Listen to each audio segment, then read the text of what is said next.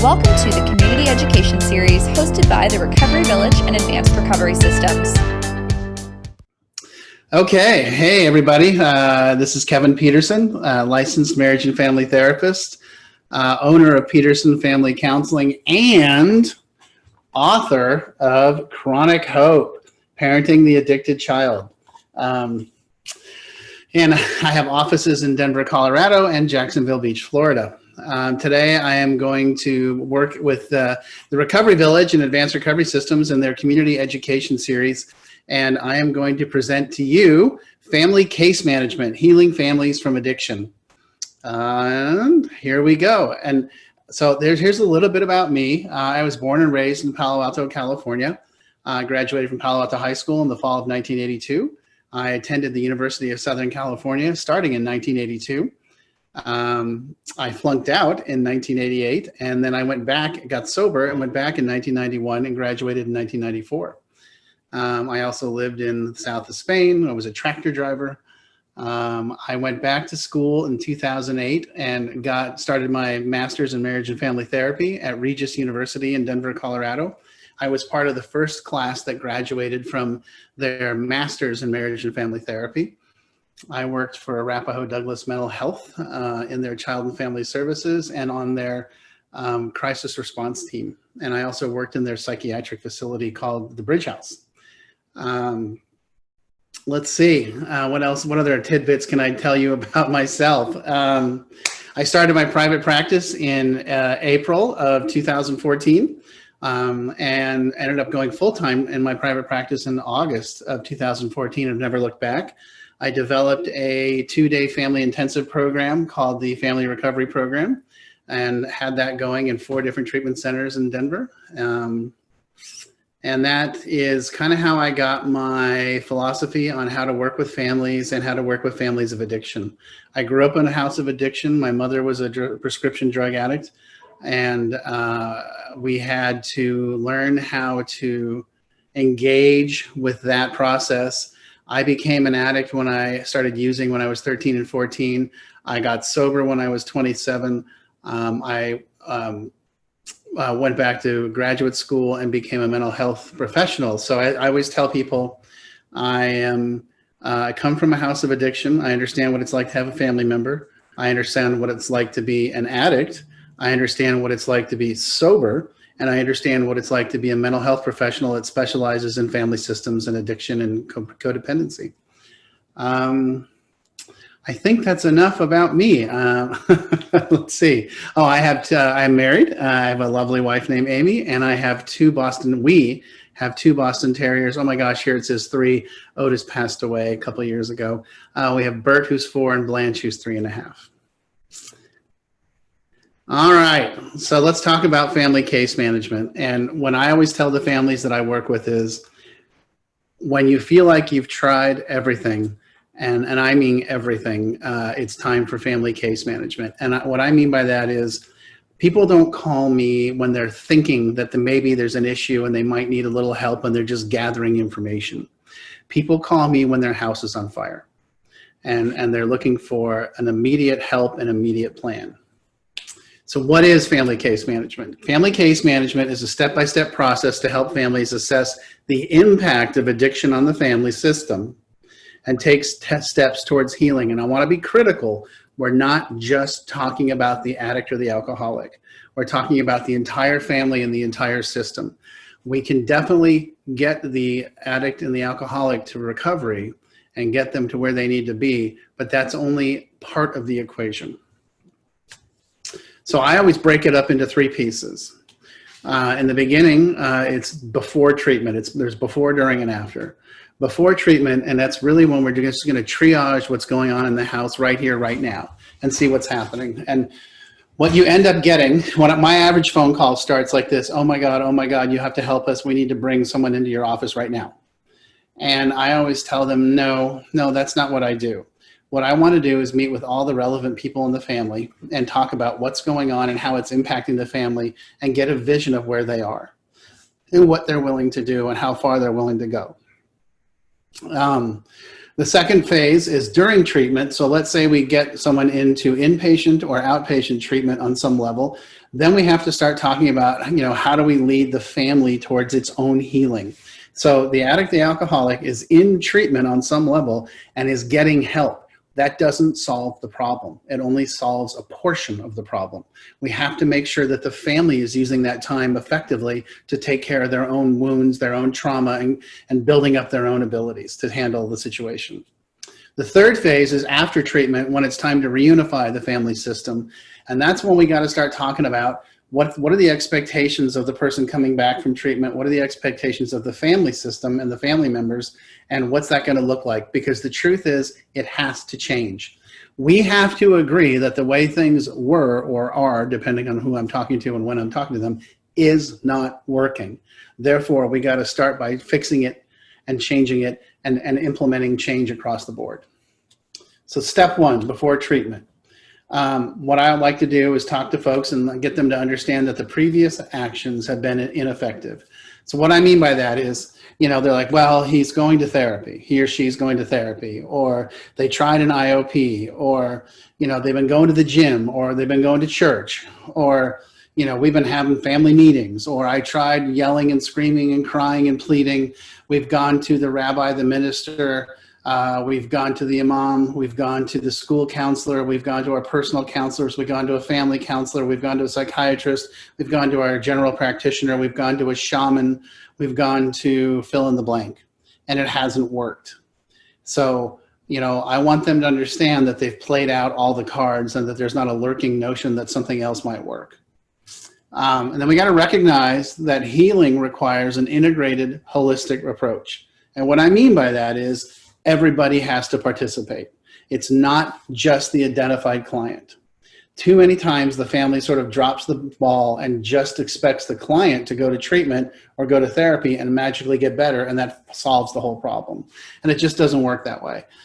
And then the last part is we have to work together with the family and set very clear and specific goals. One of the things I always tell my families is that a house of addiction is like a business that's going broke. And when you as a consultant, and I see myself as a consultant, when you walk into a house of addiction or a family or a business that's going broke, you don't fire the receptionist and think the problem's solved. You have to go into the management team and recreate the way they work and recreate the entire culture of the company, like we have to recreate the culture of the family. Two things to remember. One, you are not responsible for your loved one's addiction, but you are responsible for how you react to it. Too many times the families I work with are like, oh my God, what did we do? How did we make this happen? This is my fault, et cetera, et cetera. And the truth is it's not. Addiction is addiction is addiction. I always tell people addiction is like being pregnant. You're either an addict and an alcoholic or you're not. There's no in between. There's no kind of sort of maybe. Let's be clear, there's no such thing as functional addiction or functional alcoholism. If you're an alcoholic or an addict like I'm talking about, your life is being chipped away and you're slowly losing. So there's no functional there. You may be going to work, but your life sucks. The second thing is recovery requires a continuum of care, from detox to outpatient treatment to post-treatment support. And we're going to get into that in just a second. Step two. So now let's say we've already established that the person needs help and the family has sat down and created some boundaries and figured out how to lay it down and maybe had to do an intervention and deliver the person to treatment. So the step two is now that the person's in treatment, we have to start assessing and doing weekly meetings to discuss feelings and ask questions. And I mean that with me as the case manager and with the client who's in treatment. So, what's going to happen is the family's going to have questions. I don't understand. What is this? What are they talking about? I thought he just had, some mental health issues. Why is everybody calling him an addict? I don't understand. And so what they need kind of is a guide of someone who has experience in this territory that can walk them through and answer all those questions.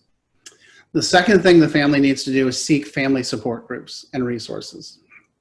And that can be in any way. It can be the 12-step groups. They can be faith-based. There are therapeutic groups. There's Smart Recovery. There's Dharma Recovery. There's a ton of programs all over the country that are designed to help families that are engaged in this process. And they're critical because it allows the family to realize they're not alone, number one. And number two, it gives them a resource. It gives them people to talk to and ask questions.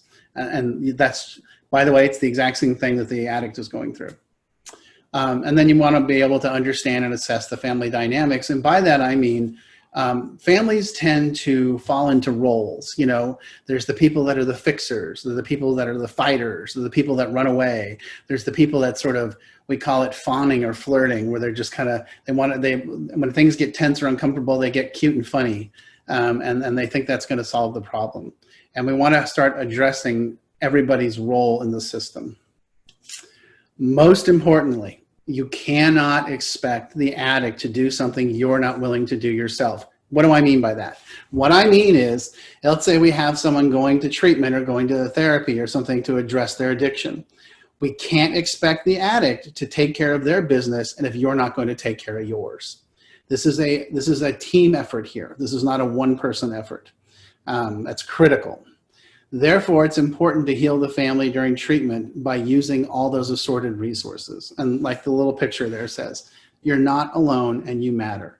And that is, I mean, one of the big things I always say to the families that I work with is, I want to let you know, I'm not here to talk about the addict. I'm here to support you and help you.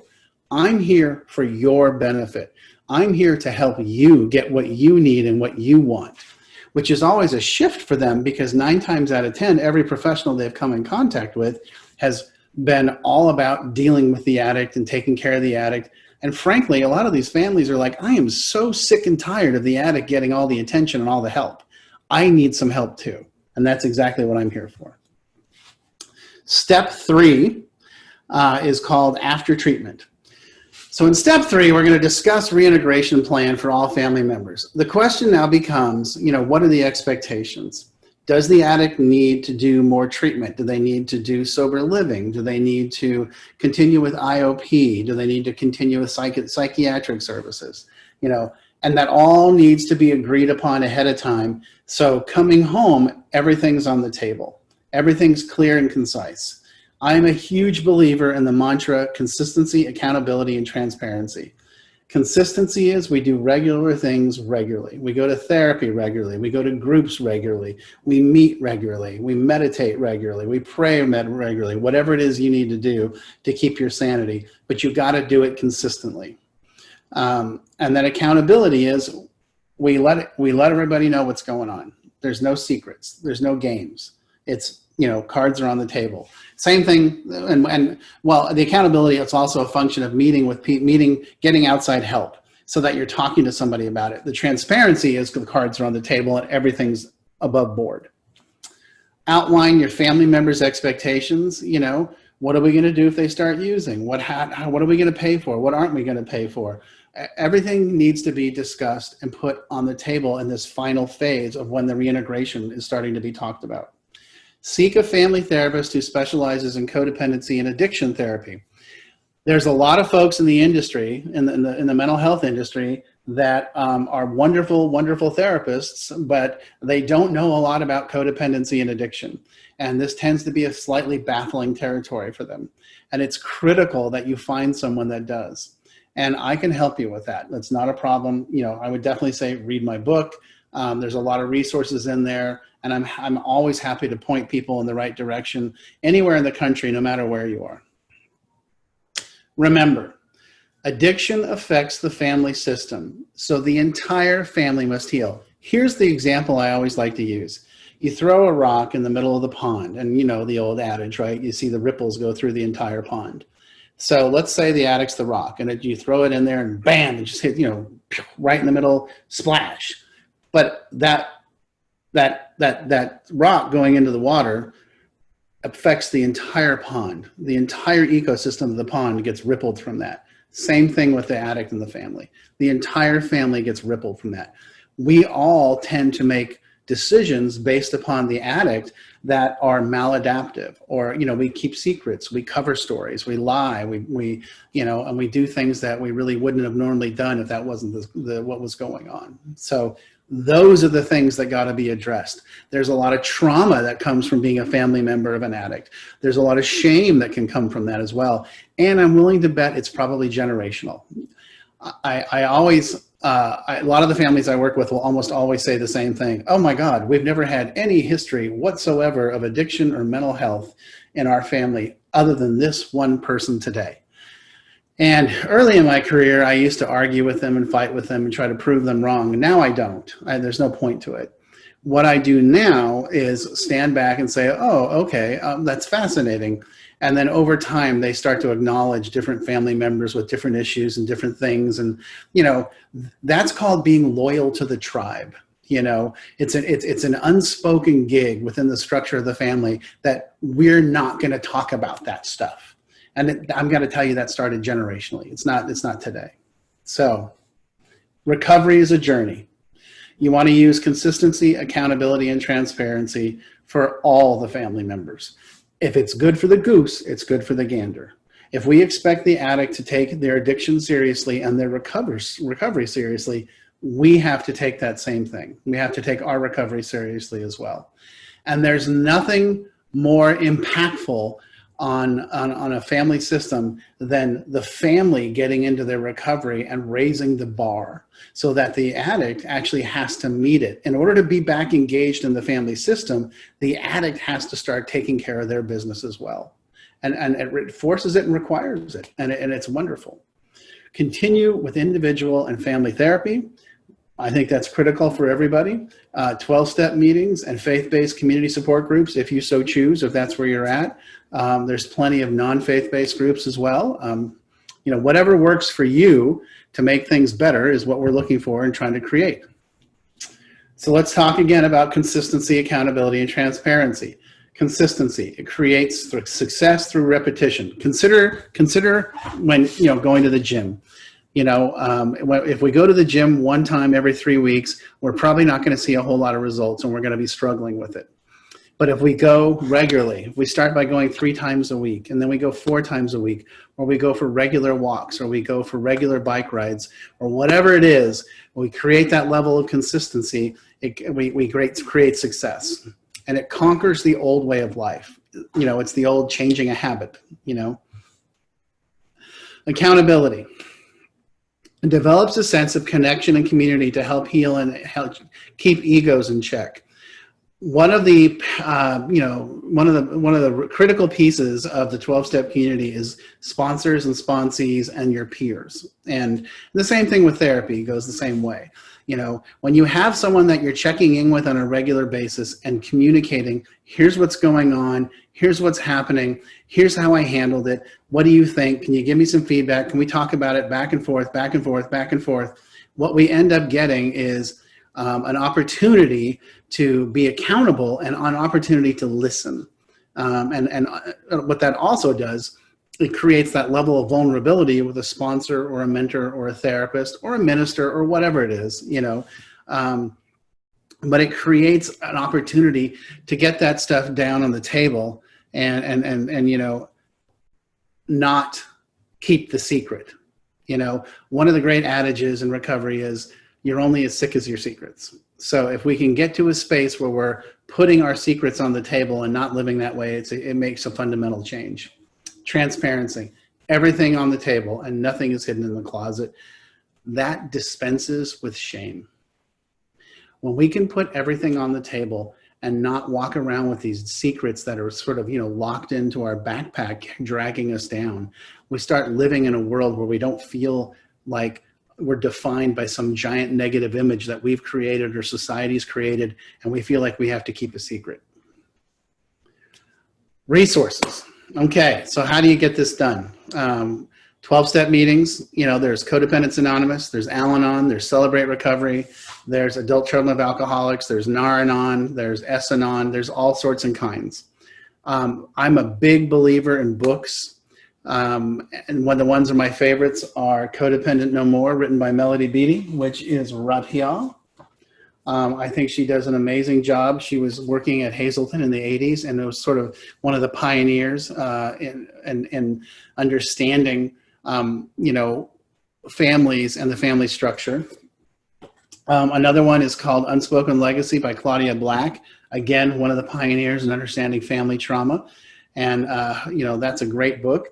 And then Facing Codependence by Pia Melody, who was doing the same thing that Melody Beattie was doing, but she was doing it down at the Meadows, down in Wickenburg, Arizona, in that territory. And of course, I think reading my book, Chronic Hope, Parenting the Addicted Child, is critical as well. Videos. I'm a big fan of Pleasure Unwoven. It's a documentary by Kevin McCauley, who's a doctor, and he does a phenomenal job of explaining addiction and explaining the need for recovery, what recovery looks like, the biological side of addiction. I make all my families watch it, and I'll always get the same thing. The families are like, oh, okay, now I understand that he's actually physically different than me. And then I get it, and that really helps. Faith-based support groups can be a huge group asset as well. They don't have to be faith-based. There are support groups all over the country that help families that are free or next to free, and I'm happy to help you find them. All right, that was a lot of fun. Again, Kevin Petersen, Master of Arts in Licensed Marriage and Family Therapy. There's my email address, kpetersen@petersonfamilycounseling.com. My phone number, you're welcome to call, text, and give it away, 720-541-6289. My email or my website there is petersonfamilycounseling.com. If you'd like more information, and by the way, in my book, Chronic Hope, I actually detail more into how to use boundaries, accountability, and structure with the families and to get to the point where you make a decision about whether or not you want to use an intervention and go into treatment. And I think I am done. It's been a pleasure, and I've been really excited about this, and I'm very grateful. Thank you so much. Feel free to call, text, or email anytime about anything. I'm an open book. I love talking about this topic. It's obviously a personal and a professional topic for me. And that's all I have. Have a wonderful day. Thank you for watching this video. We hope you enjoyed the presentation.